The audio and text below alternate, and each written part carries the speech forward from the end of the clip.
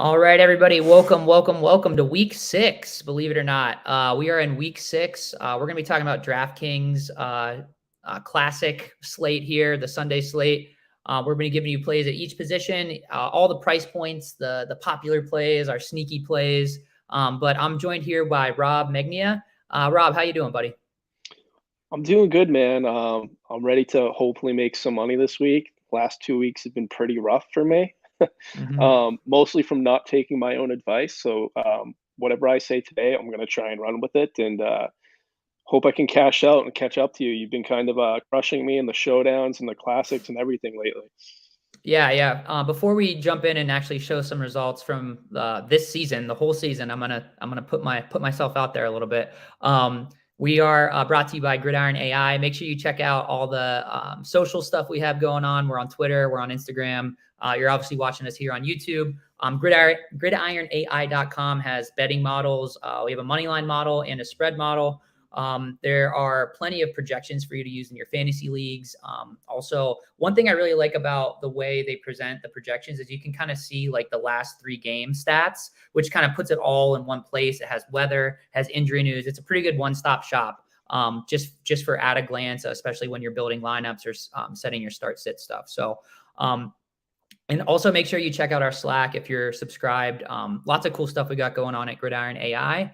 And Rob and I, if you're following us, we're tailing us, we're posting our optimal lineups on Instagram. That's where I post mine. And Rob's going to be posting his lineups on Twitter. And if you play both of ours through 6 weeks, one of the 2 lineups is sweeping essentially in head to head. So the last few weeks, the last few slates I've played showdown with the optimal lineup with our projections and our optimizer that we use has been winning like 96% of the time, which is really solid for head to heads. Rob, similarly, like when I don't do that all that well, Rob's lineup, his method and his process seems to kind of go off when mine doesn't. So collectively, we're kind of undefeated through 6 weeks. Pretty hot take there, but I really believe that what we're doing is profitable over the season, and we have the results to prove it. So if you look here, this is just my season so far, and I kind of started with a $500 bankroll, and I'm up to $65 in profit. Just churning the entries over and over again. I'm playing a lot, playing high volume, and playing high volume and still having a positive return is good. And we're tweaking the process and staying in the fight. And the last slate, I was in first in the third quarter for the showdown in a tournament. So I think one of us is going to hit a tournament win here soon. So look out for that. And hopefully you're following along with the player pool. So enough of me talking. Let's go ahead and take a look at the player pool. We're going to post this on Instagram after the show. I'm noticing we're still dialing stuff in here. I need to move this down a little bit, but you'll see the full picture on Instagram after the show, and we'll actually add in a few wide receivers for everybody. So at quarterback, I'm just going to set the stage here for you, Rob. It seems like with this awesome game we're going to see with Josh Allen and Kansas City, typically a game like this might be on the primetime slate, but we're getting it in the main slate, and it is going to be a really crazy track meet, I think. So people are going to want to pay up for Patrick Mahomes. They're going to want to pay up for Josh Allen. Where are you landing on this game or at quarterback in general? Yeah, so I mean, it honestly feels like a no-brainer to me. Josh Allen has smashed it in every single game he's played in this year, where weather wasn't a factor, right? They had a tough time when it was hot down there in Miami, and then that rainy game they had versus Baltimore. Over-unders at 54. The Chiefs are going to push them. You really can't go wrong with Josh Allen here. If you play him and he doesn't go off, I mean, that's something you can live with because it's such a great spot for him. The only thing that provides me with any doubt for Josh Allen is that he's on the road in Arrowhead. That stadium is going to be ready. Those fans are going to be ready for what could be the biggest game of the year, could decide home field advantage. And we've seen how loud stadiums can disrupt offenses. That is the absolute only negative I can see for playing Josh Allen this week or anything that could bring him down from his current projections. So yeah, I love him this week, and he's my full send guy. Okay. All right. Well, we're going to hold that off for the people. We don't want people to tune out right away here, Rob, but yeah, we will, we will have the full sends at the end. But yeah, Josh Allen, I just feel like you just lock him into cash and make it work. There even zooming out even more, not just the quarterback position, there are so many opportunities for savings this week. So people are going to be able to play whoever they want. A lot of stars and scrubs lineups. It seems like DraftKings was asleep at the wheel this week on pricing. There's a lot of scenarios that they just like. We'll get to Tyler Lockett. His price came down for no reason, absolutely no reason. Whereas Josh Allen's prices come up about $2,700 throughout the season. He's still underpriced, and that's why he's going to be really popular. He should be up over 9K with, I mean, you're getting a 30-point game out of him. Like, lock it in. How do you feel about the other side of that, Patrick Mahomes? He's not popping in the optimal player lineup for me. I mean, he's showing up, but not enough for me to post him for everybody. He seems to not really have the projection to match the price where you have to get him. His price is on DraftKings 8K, and he just isn't projecting like Josh Allen. I think Josh Allen, what he does with his legs, the way they're pushing the ball downfield. Are you getting any Patrick Mahomes in your lineups? I'm not, and to be honest, I'm kind of fading the Chiefs completely this week. Buffalo's defense has just looked really good. And I wasn't super impressed with what I saw with some of the Chiefs receivers. In the last game, it seemed like, some guys had trouble getting open. Juju Smith-Schuster, a lot of the catches he had in the last game were kind of short yardage. I think Buffalo's defense could even be in play this week, but that could be a great pivot play. If everyone's having the same thinking that they don't trust Patrick Mahomes to really have a ceiling game against this Buffalo offense, I guess all you got to do is remember back to the last time they played each other in the playoffs when both players went off. But personally, I'm out on Patrick Mahomes. He's not popping for me, but would probably be a good contrarian play against Josh Allen. Yeah, I mean, you do want to play Patrick Mahomes when seemingly everybody's off of him. I think the projection on him is coming up a little, or not the projection, the ownership projection on him is going to come up a little bit just because people are going to kind of get onto that same line of thinking. So, like I said, I'm not going to force him in. I'm not going to lock him into my stacks and optimize around that. But if he shows up in my lineups when I'm running my optimizer, I'm fine with that. And who to stack him with? Again, it's tough to say. Juju just doesn't seem to be explosive enough to kind of speed up the game. So I kind of like an MVS stack. Obviously, Travis Kelce is going to be hard to manage. But like I said, if you lock in Patrick Mahomes and Travis Kelce, there is enough savings for you to make it work. And if you're going to pay up and kind of do it the hard way, I think that could be a good way to get unique. Especially, I think that's a good move if you're doing like 3-entry or single entry. But to pivot, and I actually kind of want to hear what you have to say about this. We were talking about earlier this week where we're looking at some of the best lineups, like the Millionaire Maker winners, the top 100 lineups. And we're noticing that people are, maybe the sharps are getting off stacking a little bit. So this week, naturally, the optimizer is not really stacking Josh Allen with any of his pass catchers. It would rather kind of double stack a couple wide receivers and not stack the quarterback. I'm seeing that happen a little bit more than usual, especially with Josh Allen and his price. Can you talk about what you're seeing in some of these winning lineups in these big tournaments? Yeah, I mean, you kind of hit the nail on the head. I think the one exception was the week against where Detroit and Seattle, those both offenses just went off. I think the Millie Maker lineup had like 6 players from one game. But that's an exception. Yeah, no, I think I've found that in most of the winning lineups this year, there's been pretty much a single stack. There hasn't been that kind of traditional double stack with a run back. You're not seeing that as frequently anymore. And I've never thought it was super necessary either. I do kind of lean towards a single stack, but this week I think I'm going to kind of just run with where the optimal plays are because there's so many opportunities and in different high scoring games. You don't necessarily need to be right about one team if you can be right about multiple games, if that makes sense. Yeah, that's the thing. Like, but it is harder to maybe be right about multiple games. But honestly, where it seems like people, the reason why we like to double stack with the bring back is like you said, like we like to try to get less things correct. We try to parlay less things. That gives us an edge. The top 100 lineups, we're double stacking with the bring back more often than the field. I think, and it's hard to get the data on this in such a small sample. I think that shifting, people are catching on to the double stack with the bring back, and you're seeing the sharp people kind of pivot away from that. So I think, like, to me, again, I'm just trusting the optimizer. I just think it's smarter than me. So if it likes a double stack with a bring back, fine. If it doesn't, I'm not going to force it anymore just because I'm kind of with you. Another thing is we used to lock in wide receiver in the flex. And you were mentioning that you were noticing one of the top players was letting the running back be in the flex a little bit more often. This week, are you seeing the running back in the flex consistently, or what are you Big thinking? time, big time this week. And we can talk about it a little more at running back later, but mostly because there's a few insane value plays at running back this week. So just naturally, that's what optimizers are going to do, right? But Mhm. in kind of the verification I've done this year, the best lineups or best results I've gotten have been from locking a running back in the flex spot. Um, in recent years, there hasn't been a whole lot of difference between siding with running back or wide receiver. But so far this year, it's been running backs in the flex spot has been optimal.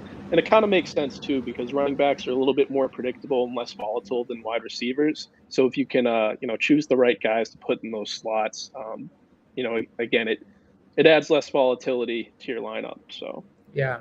So that used to be like the meta back in, like, when I first started playing DFS. Is like, especially in head to heads, you were always getting that high floor running back with the high usage in the flex. And it's interesting to see kind of these trends, like in the meta, shift back and forth. If anyone plays video games, it's like video games. Like, once people start getting really good with a certain weapon in Call of Duty, they nerf it, right? And then a new weapon is coming up. So once people catch on to a certain build and the ownership on that build is increasing, and you come in Sunday and your double stack that was supposed to be contrarian is the most popular one on the slate, the meta is going to shift and people are going to gravitate away from that. We want to be a week, 2, 3 weeks ahead of that trend. And some weeks it'll kind of bite us. And other weeks it'll pay off in a big, big way, and we'll win some tournaments. So that's the goal. Let's go rapid fire through some of these, but I do want to, there's so many interesting spots to talk about here. So Tom Brady, is the Buccaneers is the Buccaneers offense back, Rob? yeah, I think Tom Brady's a great play. He's super cheap again this week. So are both of his receivers, relatively, Mike Evans and Chris Godwin, going up against the Steelers team that got absolutely torched last week. Honestly, Easy with the that. Nick's the Steelers fan here. Honestly, yeah, it's a great play. The only thing that concerns me is that the Bucks might beat them down so bad that the game script won't be favorable for sealing games for Tom Brady or Mike Evans. And with the number of weapons he has on his offense, it can be tough to find, which player, who's going to be the one. Is it going to be Mike Evans? Is it going to be Chris Godwin? Is it going to be Leonard Fournette? Leonard Fournette has finally kind of caught up to where his salary should be, so he's expensive this week.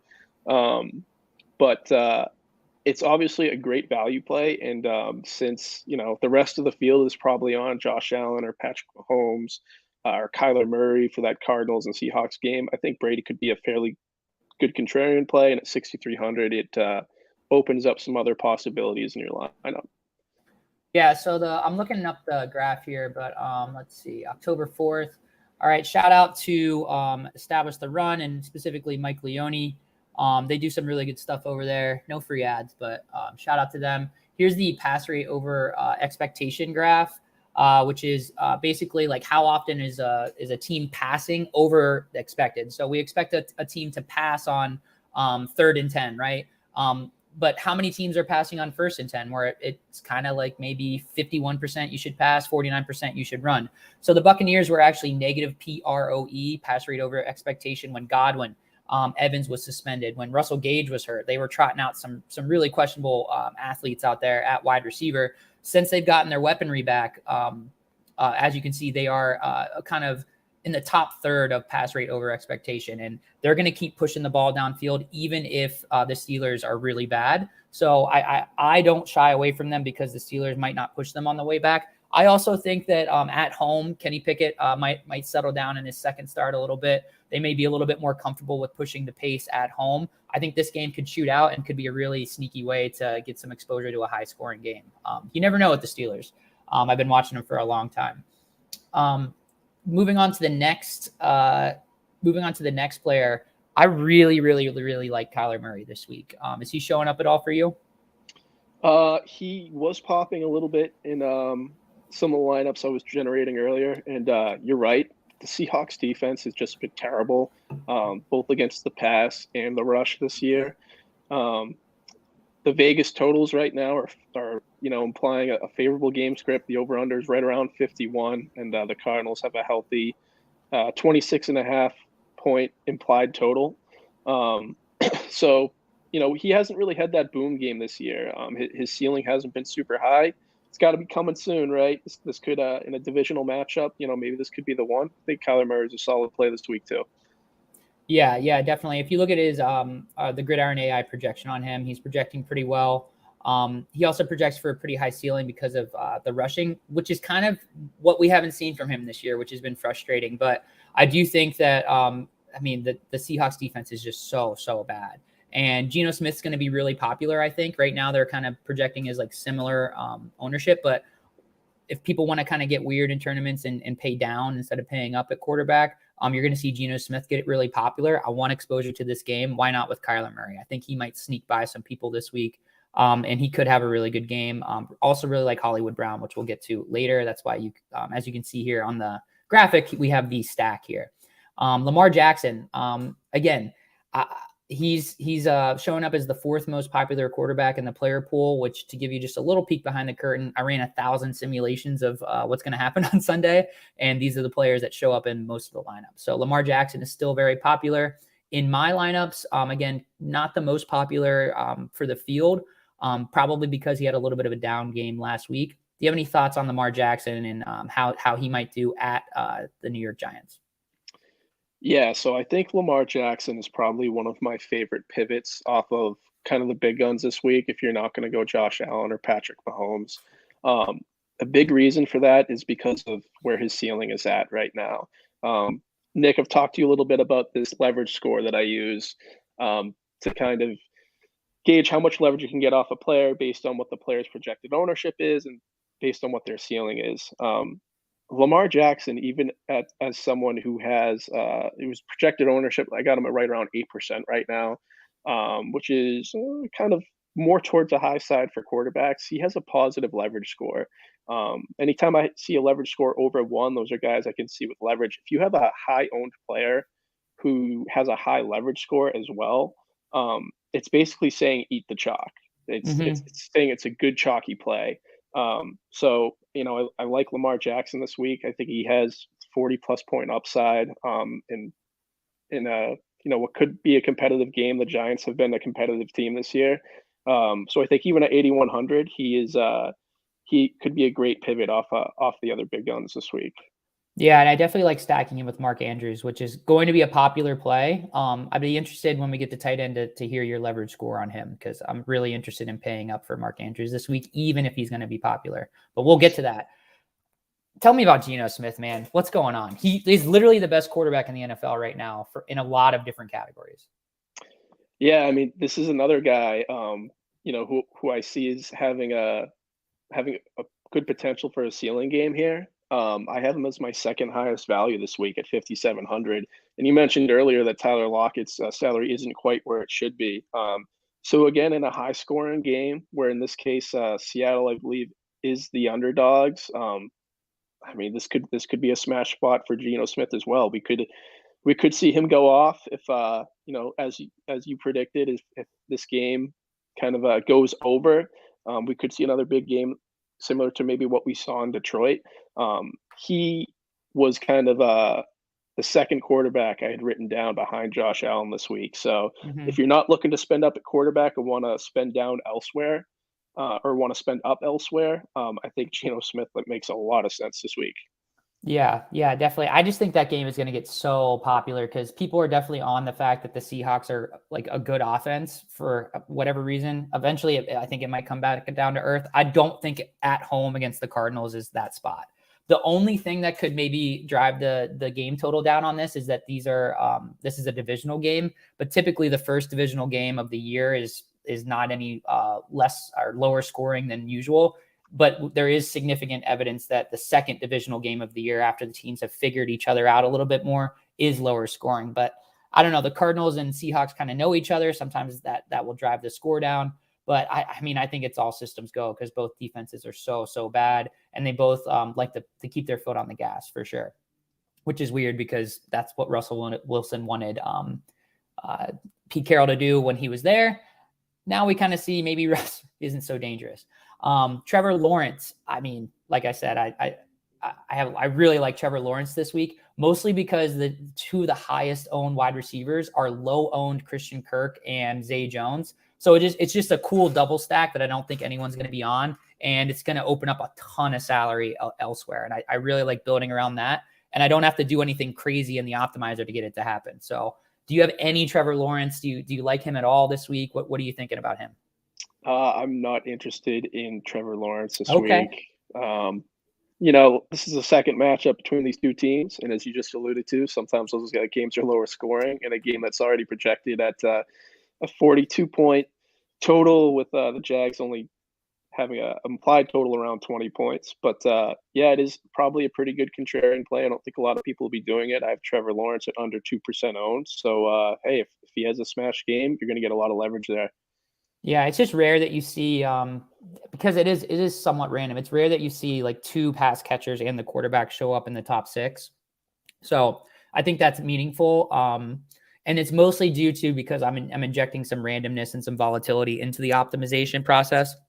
And because of that, you're going to get some weird stuff. And this is definitely weird because, like you said, the game itself is not projecting as a high scoring game. But again, like I said before, and that's mostly due to the second time they're meeting this year. So we'll see. Jonathan Taylor's back, so the Colts offense might not be as broken as we've seen. And like I said, the Jags have been solid under Doug Peterson. So that takes care of it for quarterback. Is there anyone else for me? Is there anyone else that you feel like the people need to know about? No, kind of my top three guys this week were Josh Allen, Geno Smith, and Lamar Jackson. Yeah. So I think we covered the big ones. Okay. All right. Moving on to running back. What we have next is okay. So this one looks a little bit better. I'm very big on the aesthetics. So hopefully the people watching at home appreciate that. It's your boy, man. It's Ramondre Stevenson season. What do you think? This is probably the chalkiest play of all time, and I'm all in for it. We know Bailey Zapp is likely starting this week. It's a third string quarterback. The We know the GOAT. Patriots. Yeah, we know the Patriots already like to run the ball. Okay, so you have that favorable game script just on the team that he's on, just because we know the Patriots love to run the ball. Damian Harris is on the doubtful side of questionable. The Browns have been terrible against the run this year. They got absolutely gashed by the Chargers last week. We finally saw Austin Eckler have his big breakout game. Um, they have just not been good. They're allowing 6.27 yards per carry to RB1s this year, which is huge. And I mean, it's just if Ramondre Stevenson doesn't have 120 yards and a touchdown in this game, it's a complete letdown. Mm-hmm. I am plugging and chugging on him. I'm going to eat the chalk. I'm all for it this week. Yeah, I'm definitely not full fading him, but I mean, he is like a running back on the road. Albeit he is one that will catch passes, I think. He is someone that I'm definitely going to play in cash games head to head. But when it comes to tournaments, I'm not going to force him into more lineups than the optimizer wants to. So he's going to be about 35% rostered in the Millionaire Maker, maybe a little higher because, I mean, he's just a great play, just full stop. But he's showing up in about 20% of the 1,000 simulations that I ran. So I'm happy with that, with being a little bit underweight on him. We'll kind of see where the projections and ownerships fall as we get closer to kickoff on Sunday. But the next running back, I'm actually surprised that he is projecting to be pretty popular. Alvin Kamara has been a pretty big letdown this season. He has kind of like that stench of just like this looming court case that happened in Las Vegas in the offseason. So there's some doubt and uncertainty around him there. But since the quarterback change, Andy Dalton, what we saw last week is he's a little bit more willing to check down. We saw a little bit more of that Alvin Kamara usage. What are you thinking about Alvin Kamara this week? Yeah, I mean, he was kind of popping in my optimal plays too, but kind of similar to you, I just wasn't excited to see him. Mainly because Taysom Hill is just an absolute vulture once they get inside the 5 yard line. Because I mean, they just give him Mm-hmm. the ball and he scores. Like until teams can find a way to stop that, why would the Saints not play that? So I'm just not crazy about his touchdown upside. We had a pretty good game from Alvin Kamara last week where he didn't have a touchdown, but that can be really hard to accomplish. The Bengals have had a pretty stingy defense at times this year. Saints only have a projected team total of 20 points. I'll be playing a little bit of him because he's projecting so well, but he's not someone I'm particularly high on either. Yeah, that game's interesting. That game's kind of throwing off our models a little bit. Our spread model and our money line model at Gridiron AI are two different models, so sometimes they disagree with each other. Just like sometimes Stephen A will disagree with Skip Bayless. Yeah, that's what we should name those models. That one is Stephen A and one is Skip Bayless. That'll help the people understand why they disagree so often. But the money line model likes the Saints. The spread model likes the Bengals. And I'm kind of back and forth with some people in the Slack channel about. I like the home dog here and a home running back that wins the game if they're going to be playing from ahead. Will project really, really, really well. Whereas Joe Mixon, again, a road running back, he's the less popular option. I can tell why is because road running backs typically don't project as well. And due to that, Joe Mixon is kind of not getting that usage when the Bengals get down. So the fact that he's showing up here, it kind of depends. Like if the Bengals control the game, I think Joe Mixon's a great play. He's getting incredible usage, like the best usage in all of the NFL. He just isn't capitalizing on it. And that's mostly due to bad luck. Because I do think Joe Mixon is still good. I know you typically are on Joe Mixon. Sometimes you fade him, sometimes you don't. But is he popping in your models as well? He's not popping for me at all. He's been very disappointing this year. He's not been running the ball very efficiently. Um, he's not someone I'm really interested in at all. He's going to be kind of my wait and see guy. I'm not playing him again until he proves he can have a good game. And it could be that offensive line, but Joe Mixon. Yeah, so I guess we'll see kind of where I land on him, but for now he is in the player pool. Like I said, because I kind of side with the home underdogs and the Saints, and if that's the way the game script's going to play out, I may need to downgrade Joe Mixon a little bit in the projections. And this guy, Leonard Fournette, playoff Lenny, Lombardi Lenny, caught 10 passes last week. 10 with all the wide receivers back. He caught 10 passes. So because of that, he's obviously projecting incredibly well. His price is very palatable at 6,300. And he's going to come in. Hey, Nick, so I think he's 7,400 this week. Okay. I think you might have had a typo there. Yeah. Okay. So again, 6,300, I'd say put him at the top of the list. Yeah, exactly. All right. So we're going to have to adjust that price, but still he projects low enough that 7,400. I mean, that's insane. Like if you're catching 10 balls, like running backs that catch 10 balls a game or have the capability of catching 10 balls, like should be priced up over 8K. I just think that Lenny doesn't project as well all the time because he also may be losing a few snaps to Rachaad White, who could be a super, super, super deep sleeper for those of you that are playing like 150 lineups. But is Leonard Fournette coming up, especially at 7,400 for you? He has not been coming up for me, again, mainly because there's some other high value guys at running back this week. But I do like him a lot this week, mainly because of the game script and the game environment. The Bucs are 10-point favorites. They get out to an early lead. It could just be toss Leonard Fournette the ball and shave some time off the clock. And like you said earlier, even if they don't, he's getting a lot of work in the passing game. He's getting a lot of volume. Yeah, I like Leonard Fournette a lot this week, even at 7,400. Yeah. Okay. So moving on to my guy, Penn State. I grew up near Penn State, big Penn State fan. Saquon Barkley looks like his old self. He is the engine of the New York Giants offense. Brian Daboll, I think, is a very good coach because he's, I can't swear on here, but he's making chicken, he's making chicken salad out of chicken, you know what. And they're winning some football games and finishing strong. And Saquon Barkley is kind of the reason behind that. He's going to be popular. You're not going to save a whole lot of money going up to 7,700 for him. But he projects really, really well against the Ravens. At home against the Ravens is an interesting spot to play him. Are we disagreeing on almost every single running back other than Alvin Kamara and Ramondre Stevenson this week? No, not at all. I'm full on board for Saquon Barkley. I'm going to be playing a lot of him this week. Baltimore has not been very good against running backs this year. They're allowing 5.3 yards per rush attempt to RB1s this year. And they're 29th in the league for value adjusted points allowed to running backs. The volume with Saquon Barkley has been huge as well. He's been averaging 26 value adjusted touches per game. Value adjusted touches account for touches inside the 20, 10, and 5 yard line, respectively, since you get to have a touchdown potential in those areas. So, yeah, between his volume and between, Baltimore not being great at stopping the run, I love him this week. He's my favorite running back to spend up for. Okay, cool. Yeah, I'll definitely be on him as well.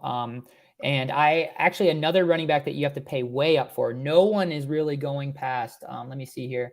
If I go to running back, no one here is really trying to pay up past Saquon Barkley. So that's about as high as people really feel comfortable going. You have about 7, 8, 9% ownership on Jonathan Taylor, Nick Chubb, and this next running back, Christian McCaffrey, who is still projecting like absolutely freakishly high ceiling. So that's why he's got the little volcano emoji here. So I really, really like a low owned Christian McCaffrey on a week where you can make it work to pay up and be a little different from the field.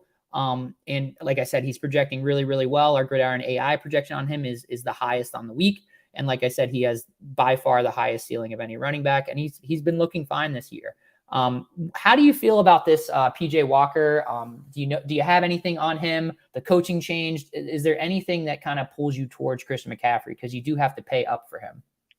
Honestly, not really. I think I heard the other day that PJ Walker's 2-0 as the starter, which is promising, and I don't know if we can get any worse than Baker Mayfield right now. I was kind of considering this week that the Panthers could be an opportunity for some pivots and leverage plays, because what if PJ Walker just comes in and has a great game? Yeah. Who's to say it can't happen? Mm-hmm. Personally, I'm not super high on Christian McCaffrey this week just because of how bad that offense has been. I only have his ceiling as like 28 points right now, so I'm not super high on his ceiling. I think against a pretty tough LA defense, I'm kind of out on him. But like you Mm-hmm. said, that's probably what a lot of people are thinking. So he could be a great leverage play if he has one of his 100 rushing yards, 100 receiving yards games. Yeah, definitely. I want to make it clear that this is definitely like a pivot off of the what everyone else is doing. Like obviously, a lot of people are going to pay down and get Ramondre Stevenson. It seems like people are going to lock in Saquon Barkley or maybe Alvin Kamara. But paying all the way up for Jonathan Taylor, Nick Chubb, or Christian McCaffrey. My favorite of the three is Christian McCaffrey, just because he's the one that's coming up more often in the simulations. And I got a great stat for you. You ready for this, Rob? Let's hear it. All right. So in the one full game, we have one full PJ Walker CMC game. CMC had a 34% target share for 10 receptions for 66 yards. So don't get carried away on the actual yardage there, but it does seem that PJ Walker kind of used Christian McCaffrey as a security blanket when they did play together. The other game, I think CMC was out.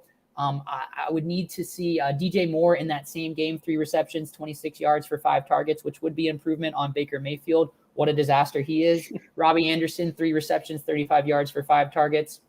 And also Cam Newton played in this game, which is irrelevant, but I thought that was funny. So like I said, PJ Walker likes him some CMC. So reconsider, Rob, would you? Any other running backs? Because we didn't agree on any, so I'm interested to hear who you like. Yeah, man, you forgot actually. You didn't even mention my pretty much number one guy this week. You didn't mention Okay, I like when this happens. Benjamin. You completely forgot about Benjamin. There's no James Conner this week. He's $4,600 in a game where the over under is at 51 points, going against Seattle, who is dead last in the league in rush yards allowed per game. So I mean, at 4,600, he doesn't even have to have a great game. If he gets 60 yards and a touchdown, you're good. You're still in the Millie Maker conversation at that at that performance. So, and it opens up a lot of other areas in your lineup. If you're only spending $4,600 on a running back, you can spend up for Christian McCaffrey. You can spend up for Josh Allen. So yeah, he's one of my favorite value plays this week at 4,600. I just cannot ignore him. Yeah, I mean, really interesting. Like he is showing up in like the sims that I ran. He is the 1, 2, 3, 4, 5, 6, 7, 8, ninth most popular running back.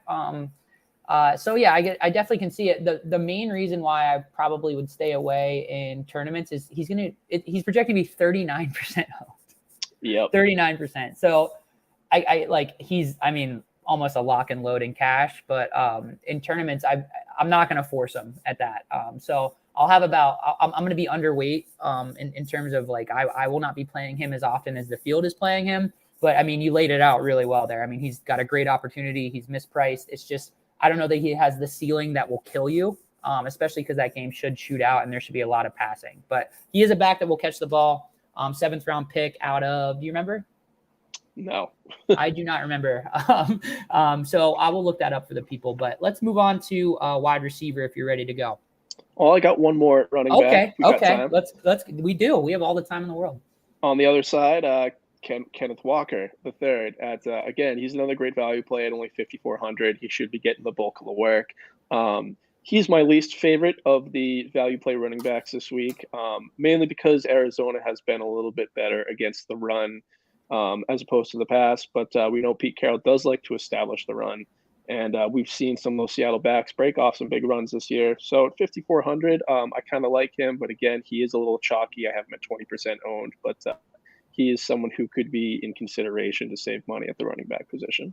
Yeah, if I extended this out to one more player, Kenneth Walker actually would still not show up. 2 running backs that actually just missed the cut, I'll say, is Darrell Henderson and Kenneth Walker. Both are chalky. There's just a lot of chalk at running back this week.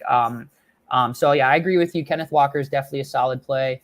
Darrell Henderson's also a good way to save salary, but you're not going to sneak those guys by anybody. So, again, I think running back is a really good spot to get different this week. So Christian McCaffrey definitely jumps out as a good way to do that. Out of the 3 big backs, to put you on the spot here a little bit, Nick Chubb, Christian McCaffrey, Jonathan Taylor, which one are you locking in? They're all around the same price. That Colts line has been so bad. Taylor's been such a letdown, so no on him. Nick Chubb, I'm going to be a homer and say the Patriots are going to shut him down, so no on him. So, yeah, I like your PJ Walker take. All right, there we go. There we go. That's all we needed. I knew I'd get you. Make sure you lock him into 150. Go ahead. Yeah, and then real quick, I did want to mention some less chalky guys that I had written down. Jeffrey Wilson, I have him as under 5% owned this week. Atlanta hasn't been great against the run, and Atlanta is 5-point underdogs. So, I mean, we know, again, the 49ers are a team that like to run the ball. So there's some good opportunity there. He's not too expensive. I think 6,200. So that could be like a nice pivot off, say, Ramondre Stevenson. And then another player I like who's a little more expensive is Aaron Jones, who could be a nice pivot off of Saquon Barkley. He's leading the league in yards per carry at 6.7 yards per carry. He is under 5% owned, and the Packers are 7.5-point favorites. But buyer beware, his volume hasn't been super impressive this year. But talking about leverage, GPP, pivot plays, Jeffrey Wilson and Aaron Jones are my favorite running back this week. I love that. I might have to boost him up a little bit. That's a great play.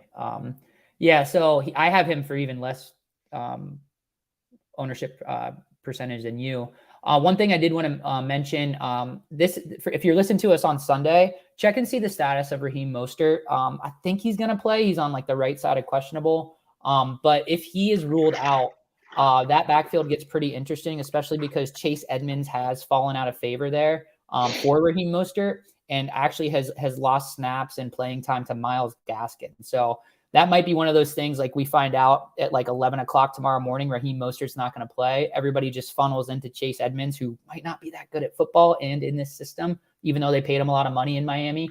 It could be one of those situations where we might get a little bit of Myles Gaskin in our lineups, but not for the faint of heart. So just stay tuned. Make sure you're checking out the news. That Miami backfield could be something that we can capitalize on for sure. The last thing I'll say before we move on is Clyde Edwards-Helaire, running back for Kansas City. Everybody's going to be on the passing games for these two teams. So it doesn't, it's not crazy to me to play a running back from the home team in a high scoring game. No one's going to play him. No one likes playing him, but he's actually paid off a few times this year in DFS. So yeah, let's go ahead and move on to wide receiver. I'm getting much better at this, Rob. Let's go. There we go. All right. Wide receiver. Right at the top, we got Tyler Lockett, who is incredibly mispriced. So the reason why he's so popular this week is because his price has come down. And there's no reason for it. He's been playing really, really well this year. Geno Smith has been getting him the ball. He has been playing actually, I think overall just better in fantasy than DK Metcalf, who hasn't disappointed either. Obviously, you're seeing a lot of Tyler Lockett in your lineups. How are we approaching him this week? I think he's definitely fine for our head-to-head lineups, but how are you going to approach him in tournaments this week? I like him in both this week. Again, 5,600.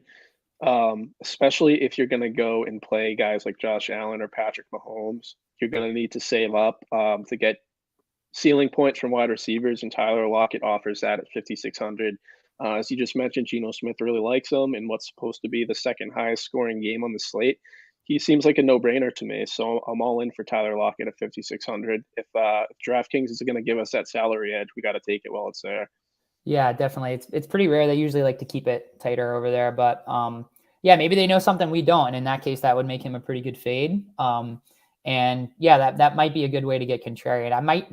I have like it's 16% of him, so half of what the field's going to play him at, give or take.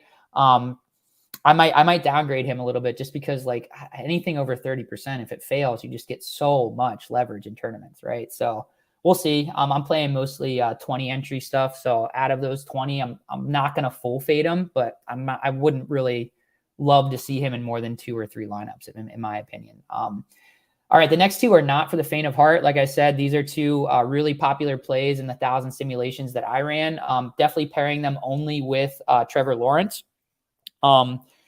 Actually, if they sneak in there, like I'm fine with that too. But Christian Kirk and Zay Jones, again, like I said, it didn't seem like Trevor Lawrence was coming up a lot for you. Are you seeing either of the wide receivers without him in your lineups this week? Yeah, I like Christian Kirk a lot this week. He's obviously been the leading receiver on the Jags. He's getting a 25% target share and 11 value adjusted targets per game. He had 2 touchdowns against the Colts earlier this year, and I actually really like the Jacksonville defense this year. Not this year, for this game.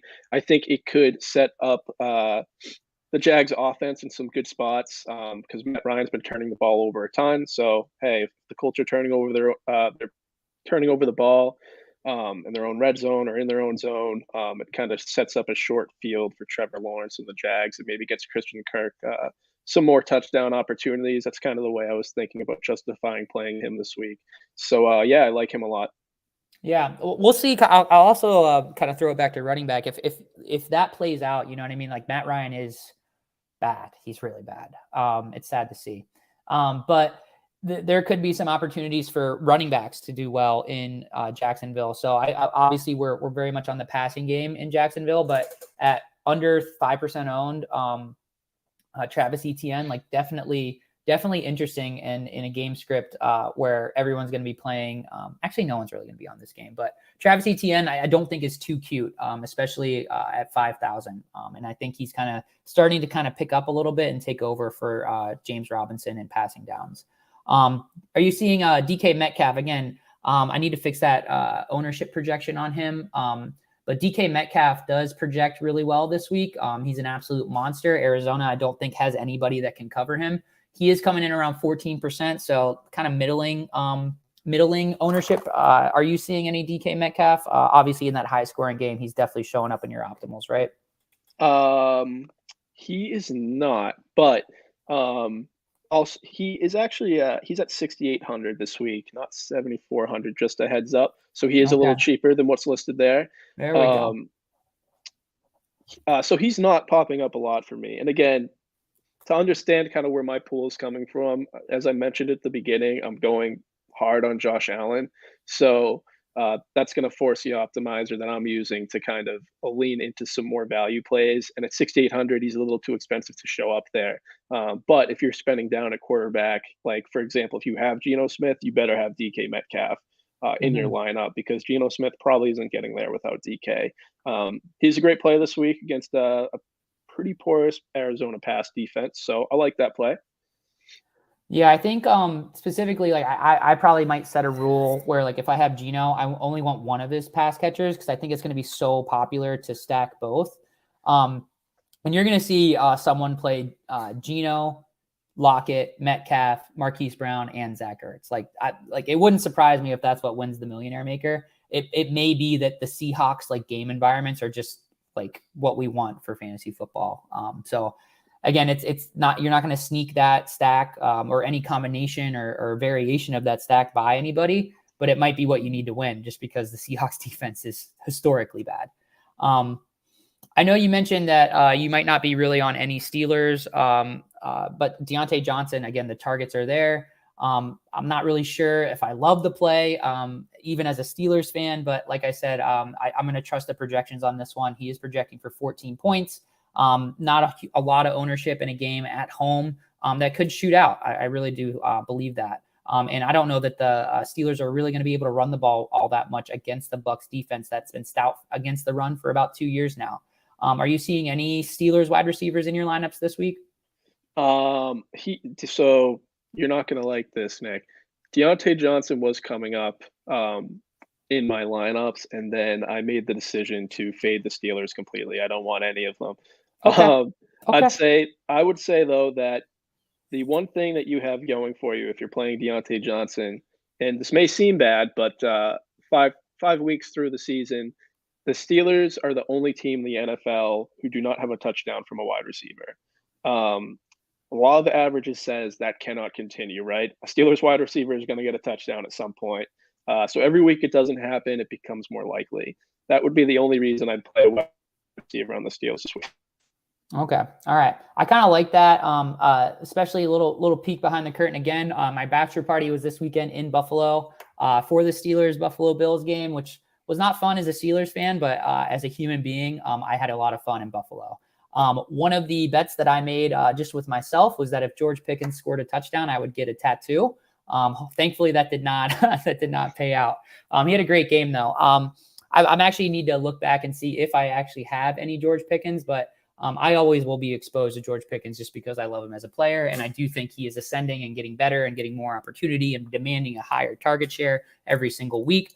I'll just briefly touch on Marquise Brown. Incredible target share, not crazy ownership, huge ceiling, like the third highest ceiling according to our Gridiron AI ceiling projections. Projecting incredibly well in this game. I don't know how he's not more popular.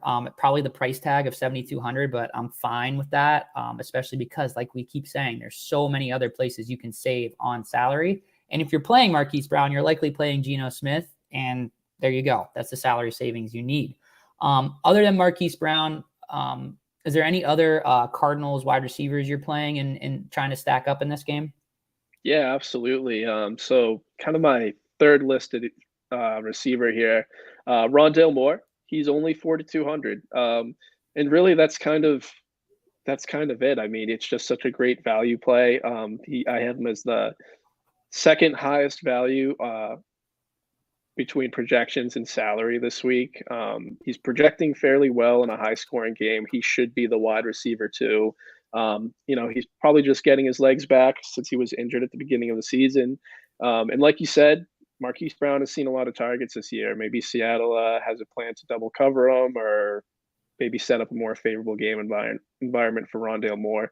But at 4,200, he doesn't have to have a massive game for him to pay off. So I like him a lot this week in a good spot against a terrible Seattle defense. Yeah, is he going to be popular? Yeah, he is. Oh I think yeah, oh yeah. I have him only at 16% owned, Mm-hmm.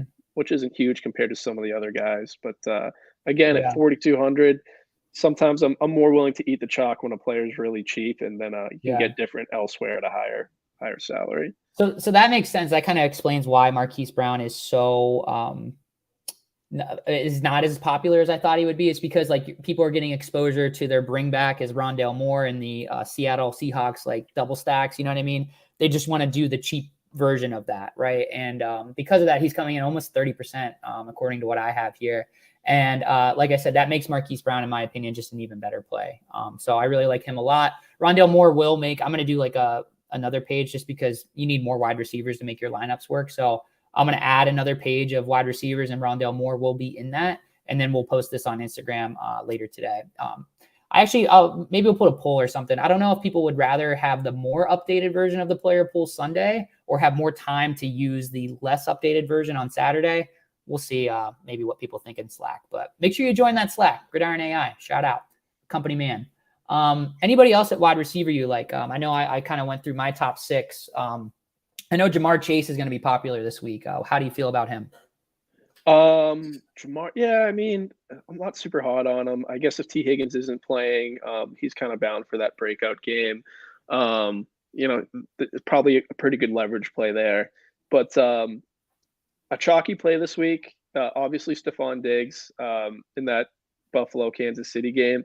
He is one of the only other players I have this week who has a positive leverage score at high ownership. So again, when I see that, that's kind of evidence that's saying just eat the chalk. It's worth it. It's worth the play. So if you're considering fading him, that's just some food for thought there. That he is chalk worth eating this week. Mhm. So some other guys that I had at under 5% owned, Garrett Wilson on the Jets, mainly just because of his usage towards the red zone. He's averaging 11 value adjusted targets per game, and he's commanding a 21% target share. So I like him at a cheap price this week. And I wanted to get your opinion on this. We got no Rashad Bateman this week. Okay. Mhm. Obviously, Mark Andrews, he's got that high target share, but Lamar Jackson's going to be throwing the ball other places. Obvious go-to is Devin Duvernay, who I think is under 5,000 this week. I want to say he's around like 4,700. Yeah, you nailed it. Okay. But if you wanted to go to wide receiver too, Demarcus Robinson at 3,100. Any interest at punting to that low for the wide receiver two for the Ravens this week? He does not have to have a huge game to pay off. He can open up possibilities elsewhere. Do you see that as an opportunity play? It would be an awesome play. He's not popping up at all, but I may upgrade him a little bit just to maybe bring down, because I have a lot of Mark Andrews. I really like that play, but I think personally, Devin Duvernay is not projecting to be that popular. So I think I'd rather just go with the wide receiver one who's not going to be popular rather than try to get cute and do the wide receiver two who's going to be like, no one's going to be on him. And also just because like we're not really seeing like, we were seeing Devin Duvernay get like 4 or 5 targets and then he would just house them. And then Rashad Bateman was getting his. Mark Andrews was just gobbling up targets. But in this game with the Ravens, and they are playing. The Ravens are playing. Sorry, Ravens are playing New York Giants. Like Yep. in that game, like I don't know. Like the Giants' defense is probably what's winning them games right now, but they're not something to be scared of. I really like the Devin Duvernay play. I don't know that I'll be on Demarcus Robinson, but Okay. definitely something to consider. And then one last kind of pivot play. Isaiah McKenzie for the Bills. He is the wide receiver 3 there. I currently have him projected at under, let's see, what do I have him for ownership? I have him at just about 3% owned. Same, yeah. So okay, so that's a nice pivot play there. Since obviously Gabe Davis, who put up 4 touchdowns in the playoffs against the Chiefs, and Stephon Diggs will be the more chalky plays for Buffalo. But and what's going to be a high scoring game? We've seen Josh Allen look Isaiah McKenzie's way this year, so it's not out of the realm of possibility for him to have a big game. So he could be a nice pivot play as well. Yeah, I really like. So what I don't like to do, I'm trying to get away from it a little bit more, is it seems like the optimizer doesn't like the Josh Allen Stephon Diggs stack this week, and it's probably price sensitive, right? So another way to like, I still want to stack that game. I want to stack Josh Allen with at least one of his pass catchers. I can follow the structure that the optimizer is saying is optimal, which is pay up at quarterback, pay down at least one spot or many spots at wide receiver, and I can do that with Isaiah McKenzie. So I really like that play, especially if it's not going to be popular. Like, there's no reason why that he shouldn't be popular. You may see him get more popular as Sunday approaches, which just keep an eye on that for sure. But I really like that call as well. You got any others? I did have Jacoby Myers and Romeo Dobbs written down as well. Jacoby Myers was popping to my optimizer quite a bit. When he plays, he's averaging about a 27% target share for the Patriots. He's by far their most consistent receiver. And I think he's getting around 10 value adjusted targets per game. We know the Browns defense has been pretty porous, but buyer beware. The Patriots aren't particularly huge on throwing the ball once they get into the end zone. You kind of like them more to punch it in with the running back at that position, but he's only 5,300 and his ownership is under 8%. So he could be a nice pivot off some of those $5,000 to $5,500 wide receivers. Yeah, so I do think that weirdly enough, like with Zappy, they've been a little bit more pass happy than you typically see them be. Pass Zappy, you might say. Pass Zappy, yes, that's why the people are coming to the show is for those jokes. Pass Zappy, what an incredible story he is, huh? So yeah, I definitely like Jacoby Myers. He's projecting really well. 8% ownership is what I have him at, 5,300. Like I said, the popular kind of construction this week, what most people are doing is they're going to go ahead and middle on Tyler Lockett with 5,600. Jacoby Myers is a great pivot off of him, and he's projecting not quite as well, but similarly. Rondale Moore paying way down, and then they're getting Stephon Diggs in. So you can kind of see the construction here. It's like pay up for Diggs, pay a little bit down for Lockett, and way down for Rondale Moore. Cooper Kupp, I mean, 16% own, I'm seeing 9,700 makes things tricky. I'm not seeing a ton of them, but like how do we fade this man? I have plenty of them. He's going to make that second page of wide receivers. Actually, you got anything on Cooper Kupp? He does have a little bit of foot injury. Yeah, so I actually had him come up in something like 16% of my lineups. Just for the reasons you mentioned, where the ball's going in LA. It's just, especially in tournaments, it's really hard to play a guy like him because, at his salary, he really has to have a monster game to pay off. I think I have his upside score at 43 points. So like upside score is what I gauge is what score does this player have to have to appear in the $1 million lineup. Okay. So at 9,700, like, yeah, he's going to have an absolute ceiling game for him to pay off. But he's always a safe cash play. You cannot go wrong there, especially when you can pay down this week for guys like, Benjamin or Rondale Moore or even Geno Smith. So if you are going to spend up for Cooper Kupp, those are some of the options you should be considering to save salary. Yeah, and I did mention the foot injury. He is probable. The Rams are at home in what should be a get-right spot against a team that just fired their head coach and Matt Rule, and with XFL legend PJ Walker at the helm on the road against the Rams. That's why you'll see our top defense of the week is the Rams, even though you got to spend up for them a little bit. But I mean, it's not crazy to see Cooper Kupp get a 40-point game at home against Carolina. So if there's a spot that it's going to happen, you're not going to discount on them, but this would be it. Certainly want to be exposed there. I wish that the ownership would be a little bit lower. I think it's going to be really hard for people to play him, especially if they want to play some of these higher priced quarterbacks. So I don't know that we'll see him be all that popular. Another player that is less popular at wide receiver that I kind of like is Chris Godwin. You're not really on Tampa Bay as much just because the pace of that game might be kind of a slog with the Steelers just being a bad football team. Is there anybody you like in Tampa Bay this week? Honestly, I don't. Again, I'm just avoiding them because of the game script. I mean, it could easily be a game where Tampa puts up 4 passing touchdowns in the first half. Those are just games I try to avoid. But like I've gotten burned on that before. I think I recall a game last year. The Bucks played the Falcons, and I avoided. The optimizer was saying, "Hey, play Brady and Evans," and I was like, "No, the game script isn't there." And I think it was 28-0 at halftime. So yeah, I mean, even if you wanted to go Mike Evans at 7,000, I like that play a lot too, or Chris Godwin. I'm just personally kind of trying to predict what the game script is going to be, and I just don't see it being favorable for a ceiling game for Brady and Fournette and Evans and Godwin. I think it's going to be you're going to kind of have to gamble on who the guy is going to be, and I'd rather kind of do that in a game where we're a little more certain who the guy is going to be. But I certainly wouldn't argue if anyone wanted to play Godwin or Evans this week. They're in a great spot against that Steelers defense. Yeah, I'm a little higher on the Bucks than you are, especially because I don't think it matters if the Steelers show up or not. I think they're kind of getting the team is getting healthier, and they kind of want to get reps in, and they're just going to keep the pace. They're going to keep pushing the issue there. So I'll have a lot of different combinations of that game. It also allows me to play George Pickens, I'm sure, on a run back, which we always love. Ready to move on to tight end, or do you have any other takes for the people at wide receiver?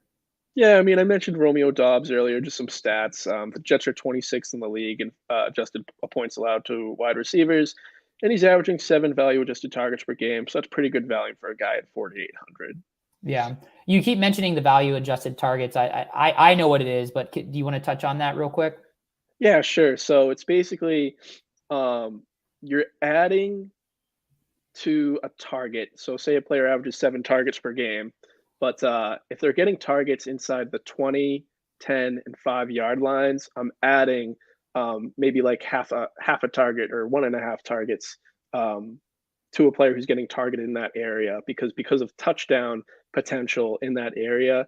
Historically, targets are worth more there. So you kind of want to be playing guys who are getting targets in those areas, and the value adjusted target stat is just kind of a way to see, okay, this guy's getting targets and he's getting them inside the red zone.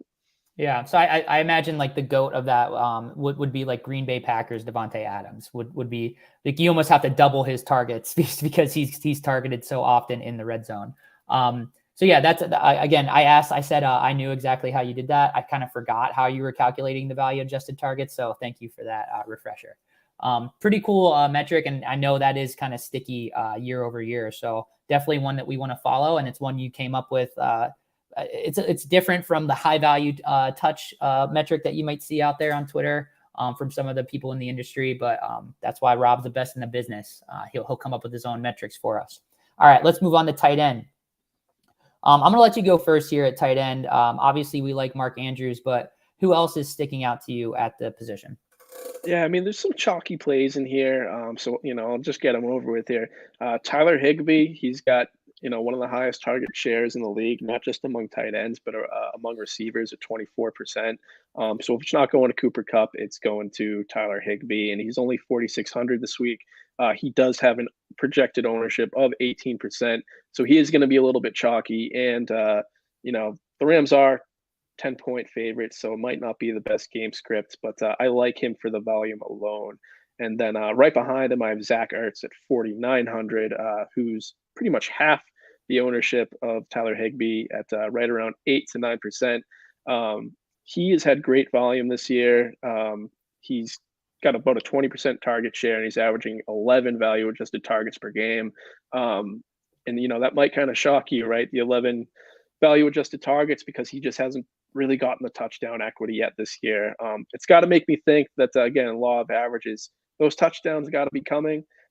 He's in a great spot this week for that to happen against an awful Seattle defense. I have Seattle as a 31st in the league in adjusted points allowed to tight ends. So maybe this is the week he finally goes off. But those are kind of two of my more chalky plays at tight end for the week. Yeah, and I'll just touch on Mark Andrews quickly, just because, like everyone knows, he's in a great spot with Rashad Bateman out. He's going to be the first look on probably 95% of the pass plays, and in the red zone, Lamar Jackson's going to kind of use him as that security blanket, which we like to see. And New York Giants have just historically, for as long as I can remember, have just never defended the tight end position all that well. So let's go ahead and pivot to some off the board plays. I got two I really like. I really like Hunter Henry. If Jonnu Smith is out, Hunter Henry projects really well if Jonnu Smith is going to sit against the Browns on the road, as the New England Patriots are airing it out a little bit more, becoming pass zappy, as we said earlier. So that's a sneaky play at 3,100 that projects pretty well, Hunter Henry. And I'm just going to keep playing it. I know it kind of burns me every single week. I'm going to keep playing George Kittle. I just think it'll happen at some point, and I just want to be there when it does. At 5,100, he's starting to get way down there in price. He's still projecting well against the Falcons, which I'm not scared of, on the road, where the San Francisco 49ers might have to keep their foot on the gas. I really like George Kittle this week. And then finally, another off the board play for me is Zach Gentry, just because he's min priced. Pratt Freiermuth is out.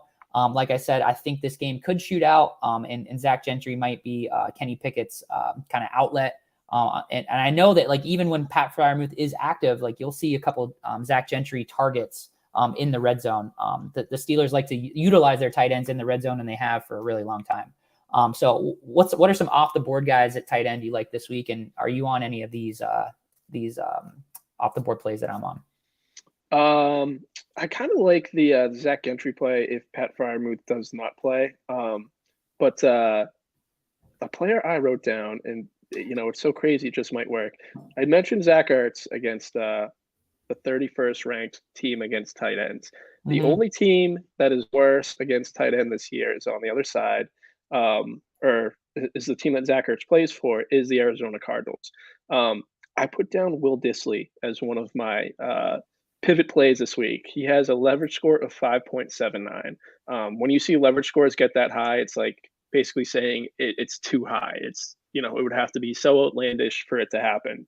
But he's only priced at 3,100, and he's averaging almost 9 DraftKings points per game already this season. And Arizona is dead last in the league in points allowed to tight ends. So at 3,100, if he gets that 9 points that he's averaging, that's enough. If he's tripling if he's getting 3 times his value, that's enough. And it's a cheap play. And if he can get, you know, 4 catches for 40 yards and a touchdown, you can get a lot of leverage there. So I think he's kind of an interesting pivot play in a high scoring game against a team that is not very good at defending tight ends. Yeah, so again, you're going to see a lot of people kind of condense around Higbee, Andrews, and Ertz. They're like the clear like favorite plays on the week. But if people like want to save from Tyler Higbee, who's 4,600, if they want to come down a little bit, Hayden Hurst at 3,300 is like the salary saver that people like the most, followed by Irv Smith at 3,200, and then you have Will Disley at 3,100, who is under 1% owned according to what I'm looking at here. And I really like that play. It seems like, I mean, he's not going to project as well, just because he's getting like what I believe to be high value targets during like the start of games. It seems like he's a part of their game scripting to start the game where he's one of the looks in the end zone. So he scored 3 touchdowns this year early on in the game. And like you said, he's averaging pretty solid score each week, 9 points per game, because he's a touchdown threat every single week. And in a game where we want exposure to, if we can get a 1% piece owned player that can score a touchdown, like that might be what you need to win a big tournament. So really like that play, Rob. And I'm gonna see if I can get that into my lineups as well. Let's see here. Let's see if we have any other off the board plays for you. Let's just briefly touch on before we move on to defense. I kind of like Marcus Mariota and then one of Kyle Pitts and Drake London. I know that Mariota has burned us in the past, but I mean, we've seen him play well enough in fantasy. He's got a little bit of rushing upside. And again, it could be a game that no one's on this week. Are you completely fading the Falcons like you are the Steelers, or what's going on with the Falcons exposure this week? I don't want anything to do with any team that's playing that San Francisco defense. They look like Okay. absolute monsters, especially Marcus Mariota. Maybe if they had Cordero Patterson playing, I might consider it. But again, especially since Marcus Mariota burned me a couple weeks ago, I still have a sour taste in my mouth. But it's more so that San Francisco defense that they're going up against. I think I actually might have excluded the Falcons completely when I was generating my lineups this week. Yeah, we are approaching that with the 49ers. So I'm glad you brought that up. I'm not going to act up at all and do anything rash when it comes to the Falcons, especially with that 49ers defense. So I'm glad we brought that up. Some other tight ends that are going to be popular. Like I said, Zach Gentry, that's a solid salary saver. It looks like his ownership is actually coming up as we speak. People are listening to this show, obviously, and getting on Zach Gentry. Dawson Knox, again, he's just probably going to be brought along in those stacks with Josh Allen. He's an affordable way to stack that game. He's projecting for around 7% ownership right now. I see that coming way up just because that game's going to be so popular. So again, if you're listening to this on Sunday, expect Dawson Knox to be pretty popular. And then Travis Kelce. Again, I don't know why people aren't playing him. He's a freak. He's going to be under 10% owned. It's not easy to make it work at 7,800, but again, I think the people that will make the Patrick Mahomes, Travis Kelce stack work will be rewarded. Is there any other tight end takes that you have before we move on to defense? So one other guy I wrote down that's probably a little bit more on the chalky side, David Njoku. Mm-hmm. I guess not too chalky. I have him at 5% owned. Patriots have struggled against tight ends this year. They're 30th in the league in adjusted points allowed to tight ends. And David Njoku, he's been getting a lot of targets from Jacoby Brissett. So he could be another cheap play. He's only $4,000, and I have him right around fifth best value at tight end this week. So he could be someone else who's on your radar if you're looking to get a little different with that 5% ownership. I don't have him as quite as good a value as you do, but he's right there as like the fifth or sixth tight end actually. I have him right around like 10%, just the 4K price tag. He's going to project for around 10 points. He's a big part of that offense, especially with Jacoby Brissett at quarterback.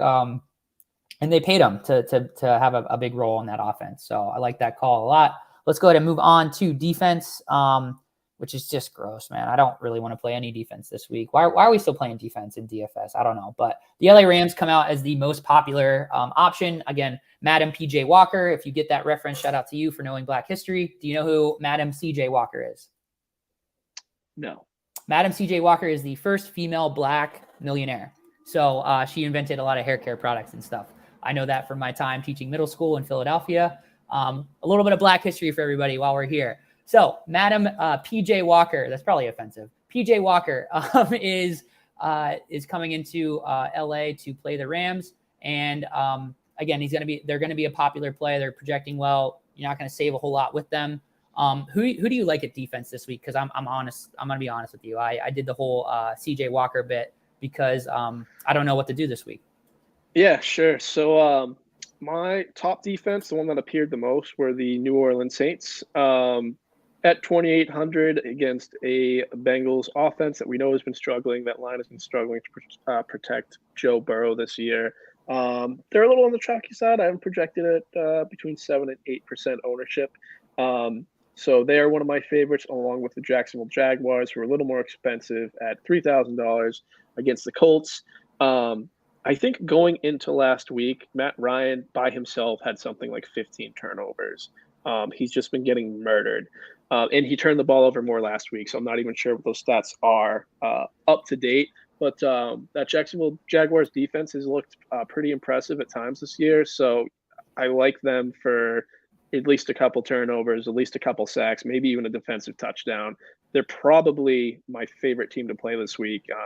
And especially, too, the Colts have allowed the most points to defenses this year. Yeah, so like we said, it doesn't look like they'll be all that popular, but the Jags defense, I believe they are on the road at the Colts. Makes a lot of sense, especially with Matt Ryan, the husk of Matt Ryan, rather, turning the ball over all the time. So, yeah, I really think what the optimizer did here is it kind of just spit out a lot of the lower scoring games that are projecting. Are there any other defensive spots that you like that might be a little lower owned, other than maybe the Saints D is going to be pretty chalky? Yeah, how about the Buffalo Bills at I got them at 1.35% owned. The Chiefs have allowed the fewest points to defenses this year. So obviously this is kind of more on the contrarian side in a game that's projected to score to be really high. But my kind of thinking is maybe this Buffalo Bills defense is just that good. And at 2,700, they don't have to have a huge game to pay off, but maybe they contain the Chiefs to, 20 points. They get a few sacks, maybe a defensive touchdown, but at 2,700, it could be a good leverage play if this Buffalo defense is for real. I know they're a little banged up, but I'll probably have a couple lineups with Buffalo's defense in tournaments this week. Yeah, I was looking at something up. You didn't mention Tampa Bay, right? For defense? Yeah. No, I didn't. And I mean, you'll have to pay up for them, but that's a good one too. But they're 3,900. Yeah, they're 3,900. I like them as a pivot off of the Rams, and you save some salary, and they project pretty similarly. Especially like you are fading the Steelers completely. If you're doing that, I would be very open to playing Tampa Bay. Which, I mean, honestly, it's a solid defense that should give the rookie Kenny Pickett, who has small hands, lest we forget. They may give him a lot of problems this week. So I can definitely see that being a good way to pivot off of the Rams defense. Green Bay's defense is also popping up for me against Zach Wilson, aka the MILF Hunter. They're again not cheap. Again, spending up at defense kind of seems like a cool way to get different this week. You mentioned the Colts, Cincinnati. Minnesota is projecting pretty well this week at Miami against Skylar Thompson, who is a third string quarterback that some film guys like, but he runs like a 4.9 and was like a rushing quarterback at Kansas State where he went, which that's a snipe right there. Kansas State, Skylar Thompson. But his athleticism isn't really translating to the NFL, but he's a cool story, but we're totally okay playing the Vikings D against him. And then one really off the wall one is, you can, I mean, there's a lot of good spots to just get different. Baltimore, Cleveland, all projecting well. San Francisco, obviously, you get to save a little bit on them. So again, these kind of don't make sense to me. I kind of like looking at who's going to project the best and just kind of going with that rather than following the crowd at defense. So let me ask you this. Let me ask you this, Nick. Do you have any interest in punting all the way down to the Panthers at 2,400 against the Rams? The over-under in this game is only 41 points, and we know that front line of LA has struggled this year. The Rams are 28th in adjusted points allowed to team defenses this year. And again, at 2,400, you don't need the Panthers to have a huge game to pay off. But any interest in punting all the way down? Yeah, definitely. As you can see here, we have another typo. This game or this podcast is also serving as a quality assurance for the post before we put it up on Instagram. But the where it says Colts on the bottom there at 2,400, that actually should say the Panthers. They are making the pool. I really like that play. Really like that play, but it is going to be popular. Which I don't love that. But yeah, like I said, I also don't love it because, again, I'm on Trevor Lawrence in the double stack. So it's a real nice thing to kind of fade that defense and play the offense that everyone's playing against and see what happens. So again, I'm just ready to move on from defense, dude, because it gives me anxiety talking about it because it's so bad. So let's move on. Final plays here, full send. I'll give you the honors because it seems like you feel pretty passionate about this. So go ahead. Who you full sending? Who are you feeling most passionate about this week in DFS week 6? All right, so I am going full send on Josh Allen, Stephon Diggs stacks, and I'm going full send on Ramondre Stevenson. Those are my 3 guys that I'm all in on. All right, so I mean, we've already heard about like why we need to be all in on Josh Allen and Stephon Diggs. They're playing at a different level. I think there's plenty of different ways you can make your lineups unique around that. But definitely in cash, I don't see how you can really not play Josh Allen. So I'm with you there. And then the second one, Ramondre Stevenson, like I said, we have a mispriced running back who is coming into a full 3-down workload.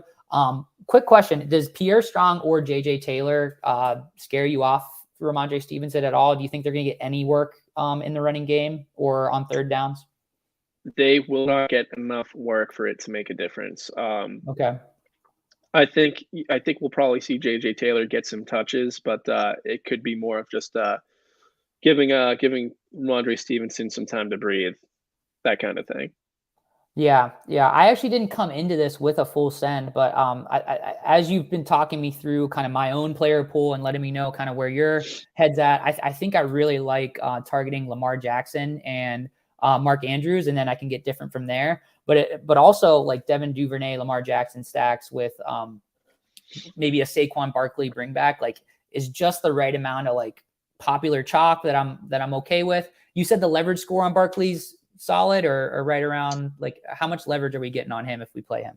On Saquon Barkley? Yeah. Let me check really quick. I think he was under 1. Yeah. Let's see. I have him at 0.83. So he's just under 1. That's a good spot. I mean, the closer to 1 you are, the better. Yeah. So he's not the chalkiest of players. I like that one. Yeah. So kind of other than like going full send on someone chalky, right? Let's give the people a little who would your full send be for a pivot? Like low owned, say like under 7% owned. If you were going to go full send on one guy, who would it be? Yeah, let me take a look here. I really like I think the most leverage here, I really like these tight ends. I think there's a lot of interesting stuff you can do at tight end this week. And especially if people are really going to condense around these chalkier guys, I really do like the George Kittle pivot because I do think it's going to happen eventually. I do think that like people have convinced themselves that he's a blocking tight end more than a receiving tight end. So that's one that like doesn't feel great, but I really like that. And then at some of these other positions, I do really like Christian McCaffrey. I'm going to double down on that. So I guess like two players that in the past have been very, very good to us in DFS and fantasy football in general. My two are low owned Christian McCaffrey and low owned George Kittle. So you got a couple of full send pivots for the people. Yeah, I'd say my number one is Jeffrey Wilson. I think 'cause he's under 5% owned, and those other high value running back plays are going to be super chalky. I think he's really flying under the radar against that Falcons team. He's probably my favorite pivot on the entire slate. And kind of my high, I'm just kind of looking at my leverage scores here. I have an 11.36 leverage score for Garrett Wilson, which seems insanely high. To the point where I might need to check if there was a bug in the computation for his. But Yeah. for the amount of volume he's getting and his ownership only being at 4%, he's probably my favorite at wide receiver for Okay. leverage pivot plays this week. So it would be him or Jeffrey Wilson. The Wilsons. Just go with the Yeah. Wilsons this week, and Yeah. Go with the Wilsons. you'll get some leverage. Yeah. And again, I'll just mention Devin Duvernay again. Like I have a lot of them in my stuff. You're going to see him in the second page of the player pool on Instagram, which you should check out. So I kind of like that at wide receiver. And are people just not going to play Deebo Samuel again? We're not going to touch on that. But yeah, so just to recap, full send Baltimore stack with Lamar and or Mark Andrews and Devin Duvernay. I also like Christian McCaffrey, and at tight end, I like George Kittle. My friend Rob over here, it's Ramondre Stevenson season for him. And what was your other full send play? Josh Allen, Stephon Diggs stacks. Of course. It's so obvious I forgot about it. Josh Allen, Stephon Diggs stacks. Have fun watching that game. Bills, Chiefs, as a football fan, just in general, that's going to be a fun one. I really like what we got going on this week, Rob. I've gotten your number the past couple of slates. You had mine the few before that. So it's a day of reckoning tomorrow, week 6 DFS. So make sure you're keeping track of our results on gridironai.com, where you can find our projections, our betting models, yada, yada, yada. Twitter, you can find Rob's optimal lineup for Sunday. You can find my optimal lineup on Instagram, and you can catch a replay of this show on our Gridiron AI YouTube. I'm Nick for Rob. Thanks for joining us, everybody, and good luck tomorrow.